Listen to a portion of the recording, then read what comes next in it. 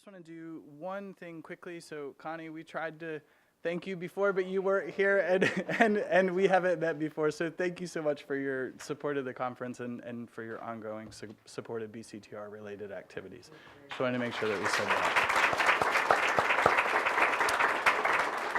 that. So that being said, we're going to open it up for questions and discussion. We do have about 40 minutes, so we're in good shape there. I'm not going to stand up here. I think we're just going to sort of pass a mic around, but I would love it if someone else opened the questions, but I have 2 to get us going if folks don't. So someone please take one of the microphones. Yeah, Michael.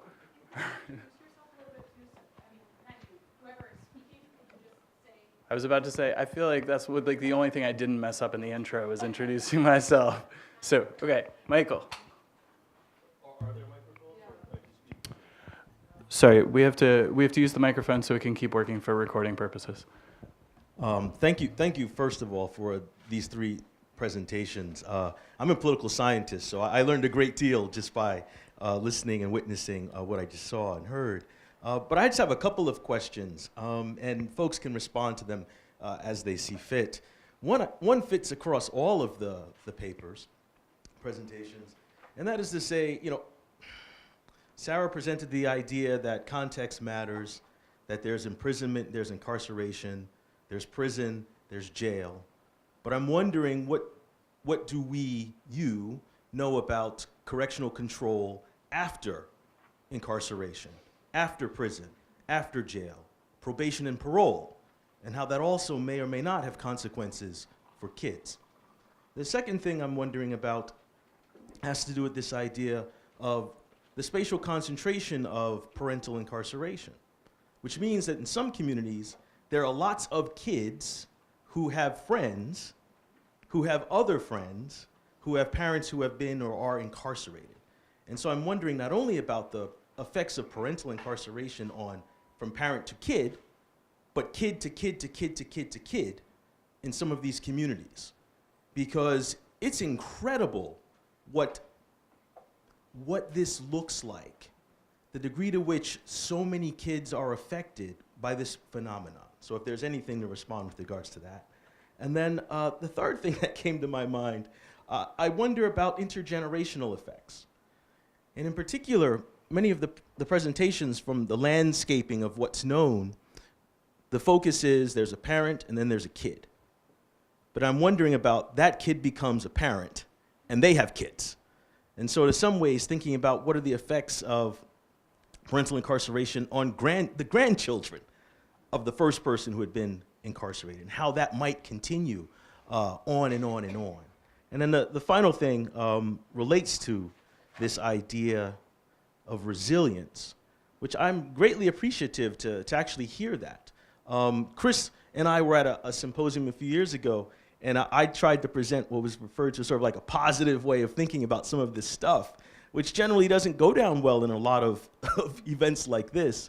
But I think that the idea that it's not all doom should be commended, but at the same time, it raises the question of, well, why are some kids doing better than other kids? Why are some parents doing better than some other parents within this larger context of parental incarceration?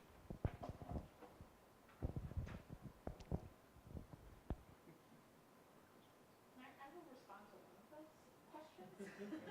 I will leave the other 3 for everyone else.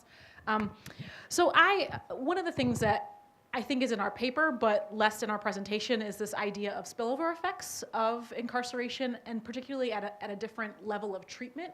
And so what you raised is very much on point in that we often think about a parent's incarceration at the level of treatment of the parent and the child without necessarily sort of aggregating up to thinking about, given that we have spatial concentration, and oftentimes that spatial concentration has sort of racial concentrations as well, that there are large swaths of African American children who may live in a neighborhood that has high incarceration rates, but they themselves might not have a parent that's incarcerated. And do those kids experience any, as I said, spillover effects of being living in a neighborhood that is marked by high incarceration rates?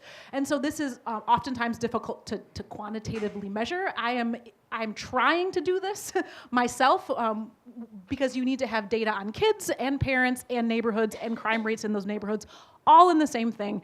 And so I have a paper that I'm working on doing this, but I've always raised this issue in a lot of the papers that I've written, and particularly because I think the work that we do when we look at racial disparities in incarceration and effects of incarceration on kids, and we can, like, I think all the things that were raised, sort of the flaws about the data sets are still standing, but this idea is that many of the effects that I've found when I look at race are that white kids have a stronger negative effect of parental incarceration than black kids. But what's interesting about that, so I think pushing our understanding of why that is instead of just taking that fact as granted is really important. And I think a lot of it actually has to do with this idea of a different level of treatment. And so many of the quantitative, sort of sophisticated ways in which you look at incarceration among kids is to do sort of some propensity score matching models where you compare kids, and that assumes that there's not necessarily, that assumes that the treatment is not, the kids in the comparison group are not being, are not affected at all by whatever you're considering as the treatment, and that's not the case necessarily in neighborhoods for black kids. And so when you might see lower effects for black kids, it might be a dampening of that treatment effect due to spillover effects, not actually a true difference in the effect of incarceration on the race of that kid. Does that make sense? And so I think it's really important to look at these different levels. I mean, sort of similar to sort of Urie, Bronfenbrenner's like ecological context. You have the sort of the individual level, but then you have these community levels, family levels too, that incarceration can also be a treatment or an impact on kids. And so that's so I think that's a very important thing to think about. And again, it is an underestimate then in many ways of the effect of incarceration if you're now extending it to even kids living in neighborhoods that they themselves don't have parents that are incarcerated. So.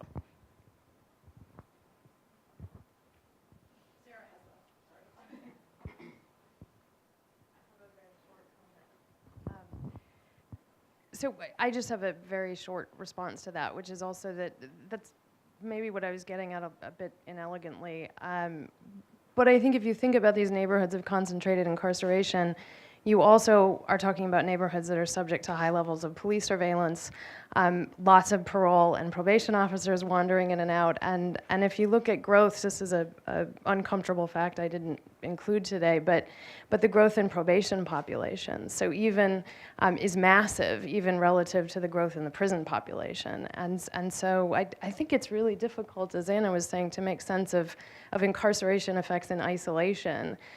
When you realize that there are some populations that are subject not just to that, but also to surveillance in every other form. And then the comparison group of a sort of, isolated population of child who has an incarcerated parent, but is not within that context. So I would even move beyond incarceration and add policing and other forms of surveillance as well.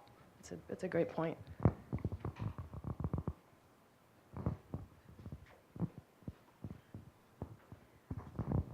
Can't remember all your questions, but I'll make a comment or two. The first, regarding the first question, is have you all seen that paper by Hagen and Foster on social exclusion? So I think here sociology has a lot to offer, where they found that in communities with high rates of incarceration, there was evidence of educational exclusion for all children in the school. At the school level. So I don't have the citation in my brain. Maybe it was Foster and Hagen, not Hagen and Foster. But there is a paper on that looks at school level variables.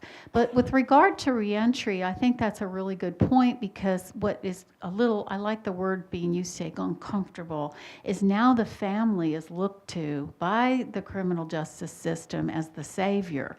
And these are often families, to solve the problem of reentry. And a lot of states, their budgets, I mean, I know our budget in Virginia, I don't know what it is now, but there was a period of time where it was just decimated with regard to transitional services. And so I think there's a real agenda in the criminal justice system in terms of looking to the family to solve the issue of reentry.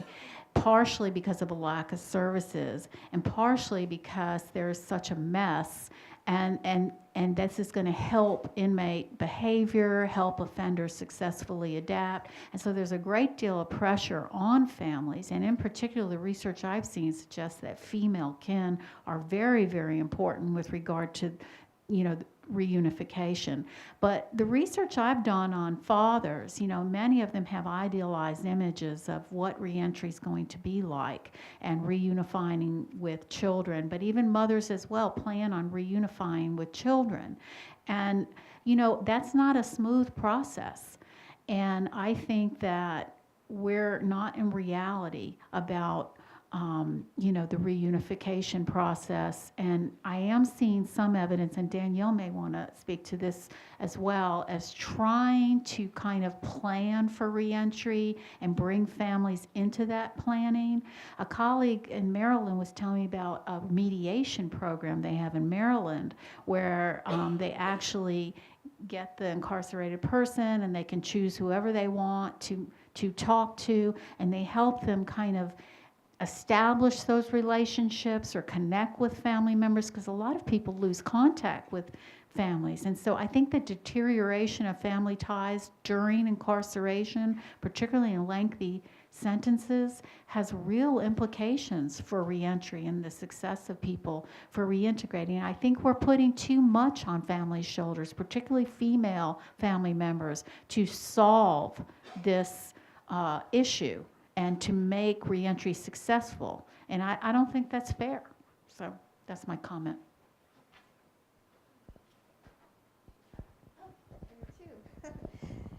Thank you for your questions, Michael. I just wanted to make two relatively brief comments. The first one is I really liked Sarah's slide that basically delineates the whole process from like parental criminality all the way through the quote punishment and the supervision phase. And what I would like to also see is like a little thing on the far right that's like child experience, because kids do sometimes, they're present for crimes. It's not always hidden from them. Sometimes they don't realize that, the parent just forged a check to buy diapers at the store and that they were there for that crime, but often they are.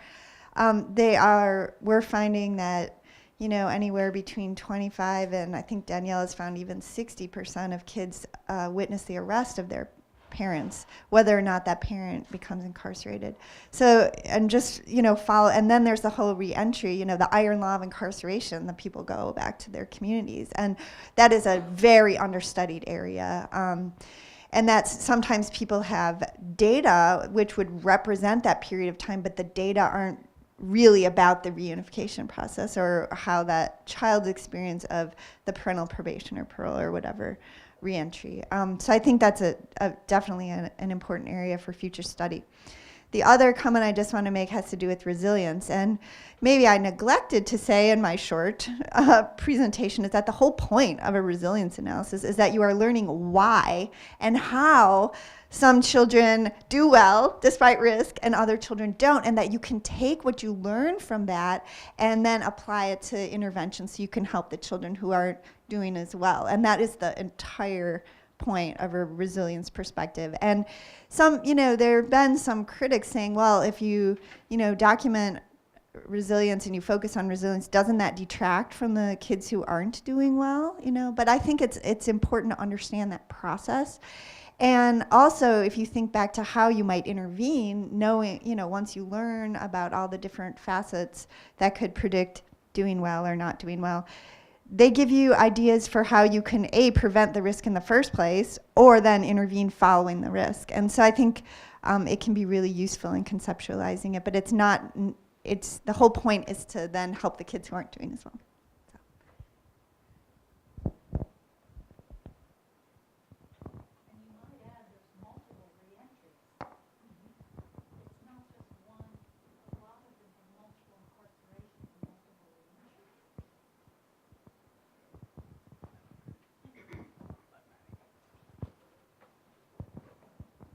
Okay, I'll go first. Sorry, Maddie, I was going to let you go first. But so I guess I just have sort of two questions that I'm hoping will be sort of things that help organize our discussion more throughout the course of the conference. So I apologize for being like as heavy-handed as I'm capable of being. So the first, and Joyce, I appreciate your comments about sort of different types of samples, different methods of analysis, different techniques more broadly. But I guess the thing that I'm really curious about, and this is exclusively a research question, is sort of like what is the ideal study if we try to design something that's multidisciplinary, right, or interdisciplinary? Like what is the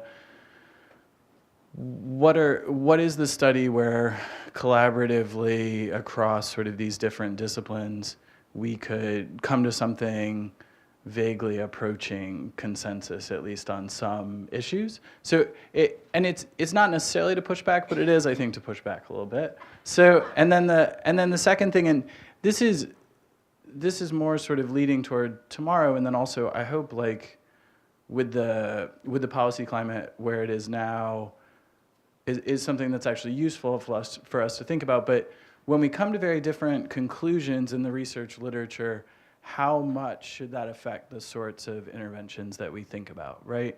And I think it's actually a lot harder when it's across disciplines that we have different findings, because I think within disciplines it's pretty easy to think about what's driving things, right? Like Kristen and I have come to very different conclusions than John and Holly and Beth and Beth's student whose first name I don't remember. It's Gustafson is the last name I know. But for the differences across those studies, it's pretty obvious sort of what's driving them. But across disciplines, especially with maternal incarceration, I think it becomes much more difficult. And I guess I just wonder how much we should be concerned about that in terms of the types of interventions that we think about pursuing. So, sorry, those are two big conversation-killing questions, probably.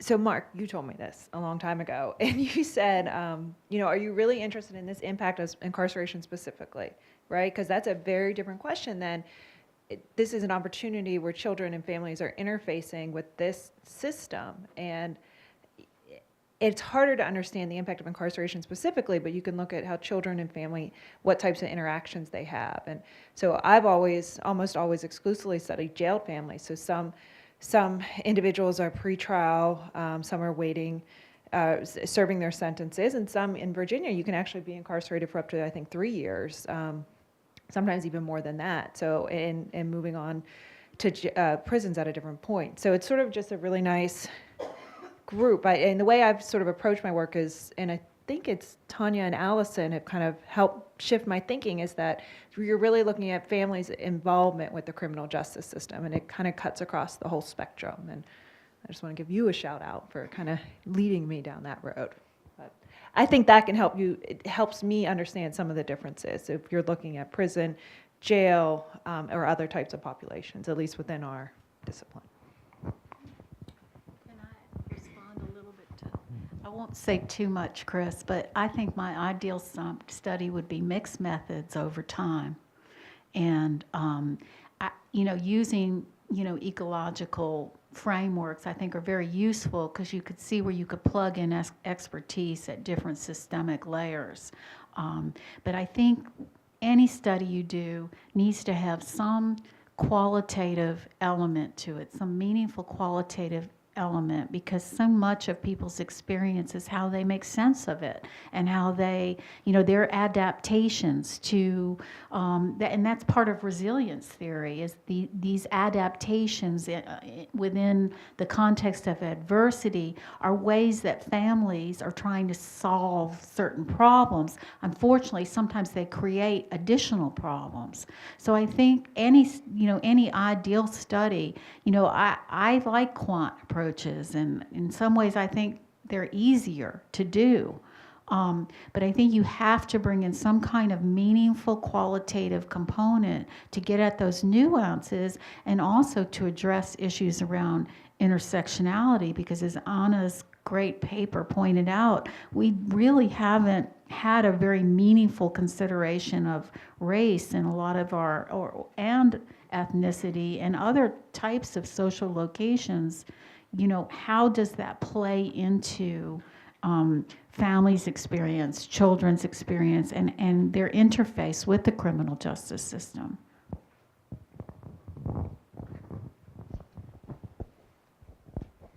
Hi, I'm Maddie Solon. I work for the Department of Health and Human Services.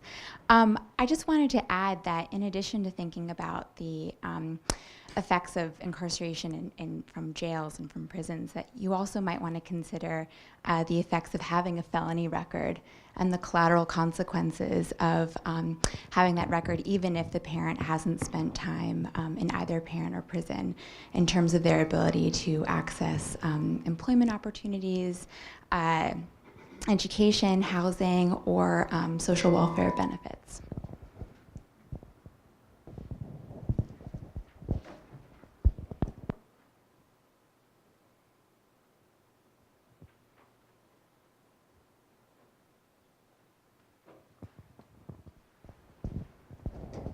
Is it okay to go to the next question? I don't know if anyone, okay. Thank you. Hi, I'm Tanya Krupa from the Osborne Association in New York, and we run the New York Initiative for Children of Incarcerated Parents, and recently launched a Center on Justice Policy and Practice to look at the effects of incarceration on children and families, and also aging in prison and elder reentry. So I was really thrilled to hear everything this morning, including the inclusion of qualitative research, and of course resiliency is very exciting.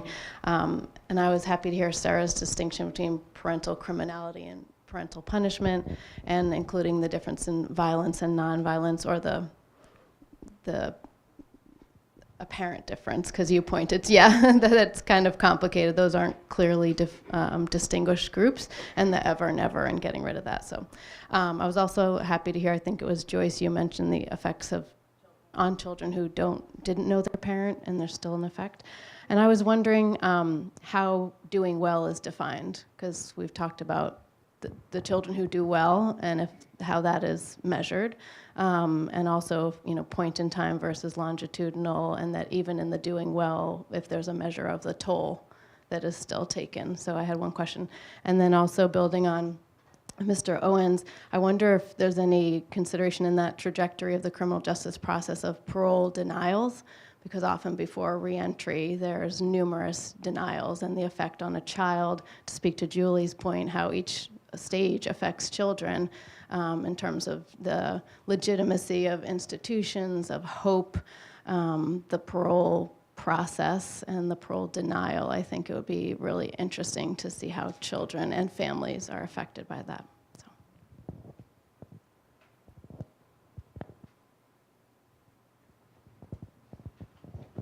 I'm certainly happy to take the first part about the doing well. And, resilience is a process, so it just really depends on when in time you're thinking about it, and what domain you're interested in. And, part of it, the issue, I think, is that depending on one's perspective, doing well might look differently. And so say you're studying 17, 18-year-olds, maybe doing well would be graduating from high school. That's a possibility. Other people have argued that doing well from an intergenerational perspective is not ending up in the criminal justice system yourself. But if you're studying younger children, doing well might be things like, really good social competence, having, good peer relations. It might be involvement in extracurricular activities. If you're thinking about an even younger child, doing well might be having basic cognitive skills and a secure attachment. So it really depends where in the lifespan. And I've written about this.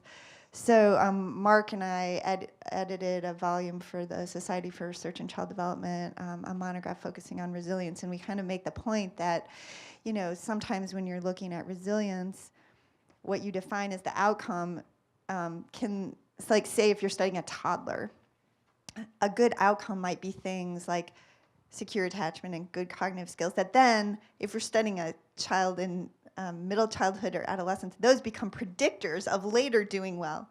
But it makes no sense to study like involvement with the criminal justice system if you're studying a 3-year-old, right? Thank goodness, right? So I think it really just depends on the child's age. It depends on, what you're interested in. But I guess the whole point is that sometimes measurements of competence in data sets just don't exist, and that we've been so problem focused that we tend to think about, well, what's wrong here? And for good reason, you know, I mean, the first step is documenting risk, right? We needed to do that. That's like phase one. And I think that, you know, even though findings, as Kristen mentioned, are mixed across, and Chris has mentioned across studies, sometimes they're mixed. That's pretty nuanced, though. You know, you can say, well, there's heterogeneity. I can't even say that either, Joyce. It must be a problem with different effects depending on the experiences of children, or no average effect, you know. But it really depends on specifically what you're studying, and so many of the most interesting things have just not been measured, you know. And I guess that's, you know, gets back to Chris's point about if you were going to design like some, you know, beautiful study that integrates multidisciplinary perspectives at multi-systemic levels. Yeah, there's a lot of things that I think we could measure that just haven't been, and it would be really exciting to do. And a lot of it has to do with, you know, doing well or competence and assets, that whole long list of assets. You know, think about the studies that we've done and how many of those have we really measured. So those were just my, I guess it's more than 2 cents. So I just, hello? Okay. I just had, so going along those lines, I think what's also interesting to ask about, you know, what's doing well is like who's reporting on the doing well too. And so just to raise like you can ask a parent how their kid is doing, but you can also ask the kid how they're doing. And they might report different things, and oftentimes our data is depending on the kid's age, right? I mean, obviously you can't ask a 3-year-old.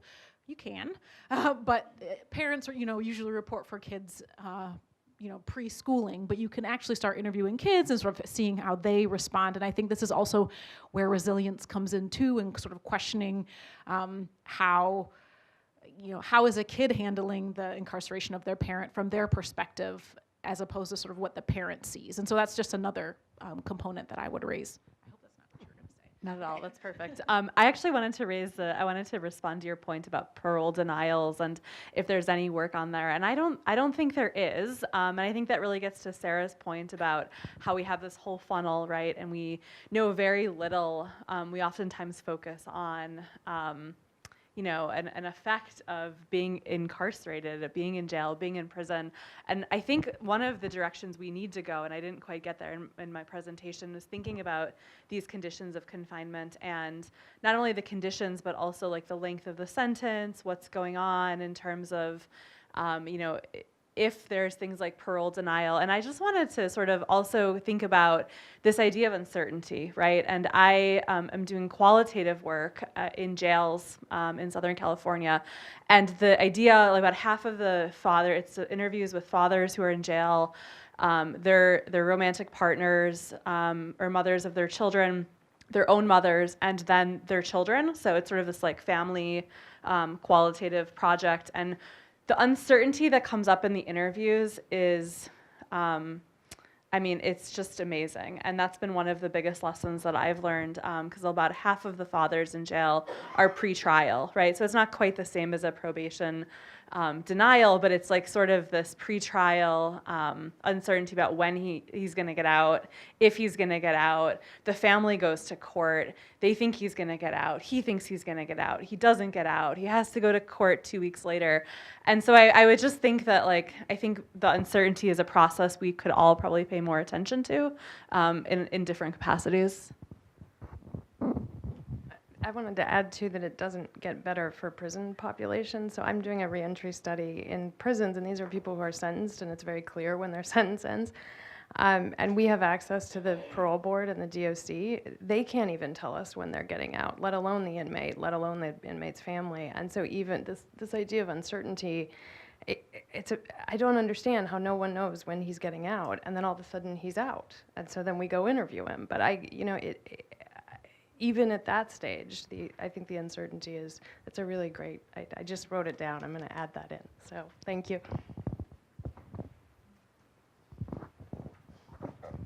Well, family scientists have been writing about uncertainty. And so again, applying the theory of ambiguous loss and looking at boundary, it gets back to the family process piece. So again, the ideal study, you know, in so much of the reviews that I do for other journals where people send research about parental incarceration to me, is the biggest glitch or problem I see is the absence not only of studying resilience, but I think this is kind of the same thing, is not understanding family processes and loss experiences and this issue of uncertainty, because it is very uncertain. And from children's standpoints as well, you know, when am I going to see this person? What is the experience going to be like? But this whole idea, and I think I was writing about this years ago, this idea of going to a funeral that no one attends. I had a participant talk about the experience in that way. So those of us out in the field are like, oh yeah, I mean, so you know, sociology talks about stigma. Okay, so what is it about stigma? How does that bleed into the family? And so this experience of ambiguous loss and the boundary ambiguity of who's in and who's out of the family, and when is somebody coming back. I've studied jails as well, and it is quite remarkable what families don't know. And some people didn't know if the person was in the state or federal system, because what Danielle said is true. And in Virginia, state and federal inmates will stay at jails.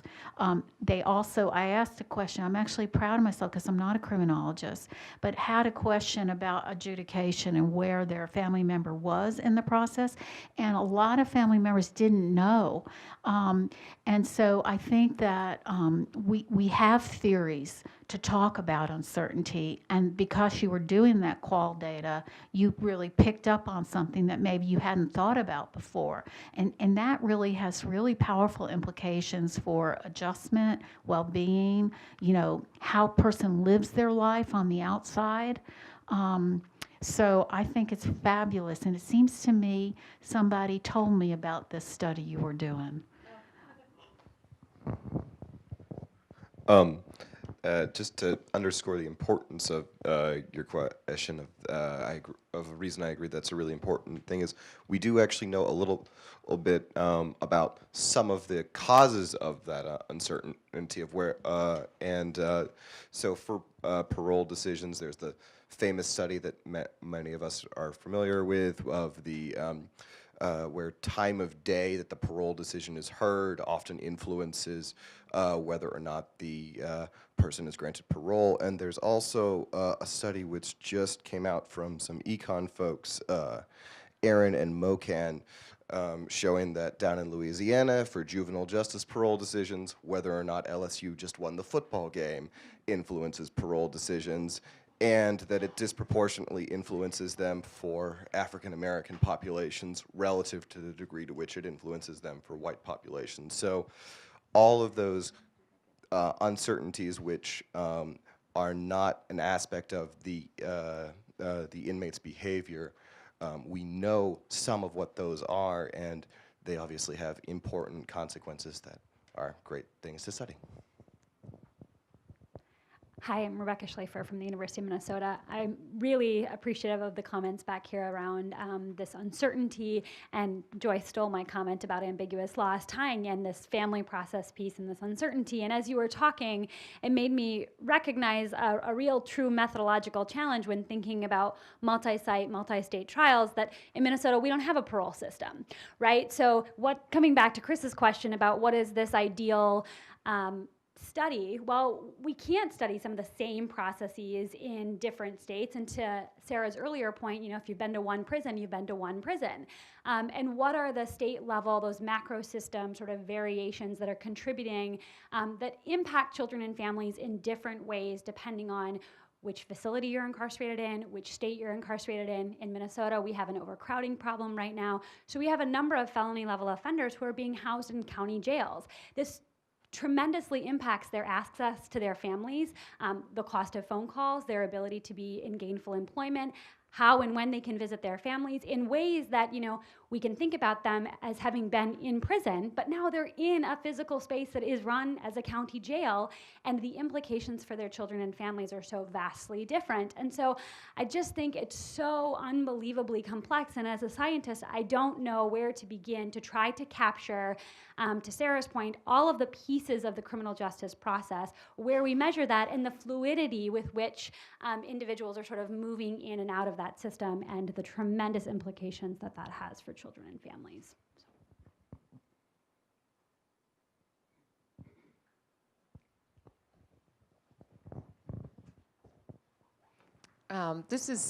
I've been thinking as we've had this conversation, I work at the BCTR, I'm not in the field of this field, but I keep thinking about how, I wonder if there's already research being done with military families on whether or not their parent is coming back, when and where, and if that can be pulled into this. And that, I'm sure that's already been discussed, or if someone's doing work on it.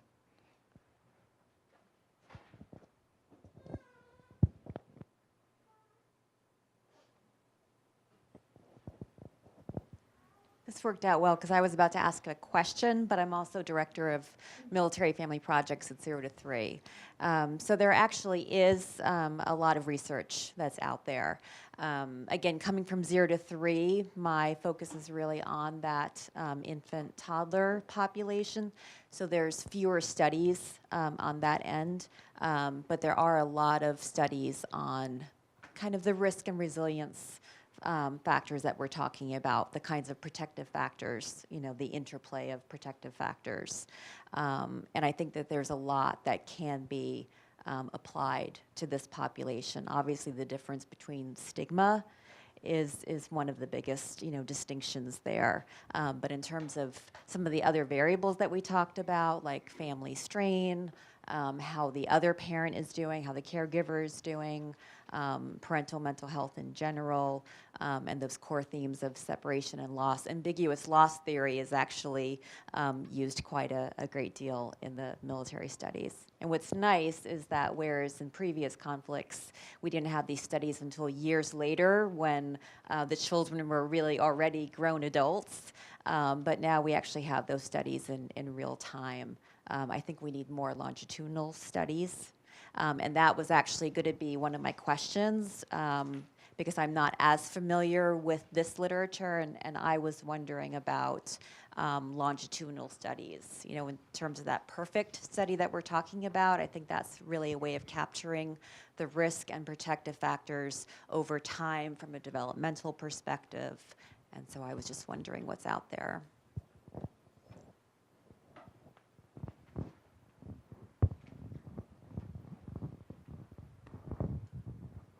Maybe I'll just, Marnie Thomas from the Bronfenbrenner Center. I've been around so long that it's changed names, and sometimes I don't always remember.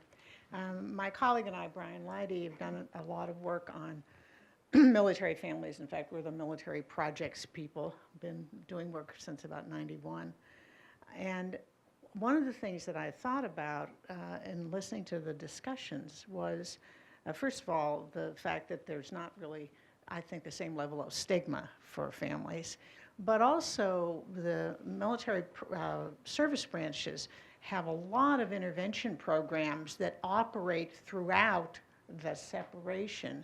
And some of those may be of interest to people to look at them just in terms, those have been studied pretty well. RAND has got a number of publications on this and very easy to find, and there's a lot of ready and resiliency based on the work that comes out of the University of Pennsylvania.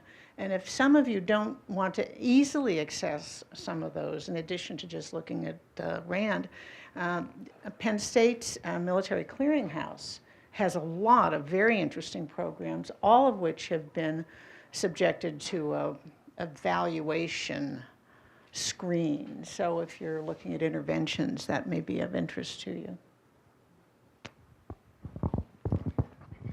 Another area that has things in common with this is immigration. And 3 major issues of our time are incarceration, war, and immigration. So I've been working a lot in El Salvador, Guatemala, and Honduras the last 3 years, and around youth violence prevention issues, but have had quite a few conversations around incarceration in those countries and incarceration in our country and how it's influenced those countries. So I do think these themes of not knowing what's going to happen, the intense impacts and feelings that you have as a parent and as a child, and distributed service systems that aren't adequately dealing with needs, and decision-making in justice systems that doesn't make a lot of sense at times, are all there for these three issues.